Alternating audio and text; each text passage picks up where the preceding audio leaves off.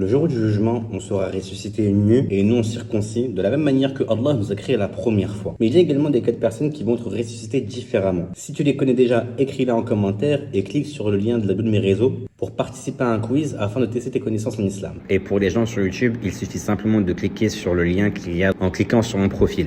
Il y a des personnes qui vont être ressuscitées à la place de se tenir debout, donc sur leurs pieds. Ils seront inversés. Ils auront leur visage qui va traîner sur le sol et leurs pieds en l'air. D'après certains savants, ces personnes-là seront ceux qui auront refusé de se prosterner ici-bas. Ceux qui avaient de l'orgueil seront ressuscités d'une taille minuscule et à l'époque, pour parler de ce qu'on connaissait de plus petit, on faisait référence à un type de fourmi. Les gens vont marcher sur eux et quand ils marcheront sur eux, ils vont dire « Mais c'est qui ces choses petites ?» On leur répondra « Ce sont ceux qui étaient arrogants ». Le messager alayhi salatu wassalam nous informe également que ceux qui demandent continuellement de l'argent aux autres, on ne parle pas ici de quelqu'un qui est dans le besoin, mais on parle de quelqu'un qui demande pour demander, par plaisir.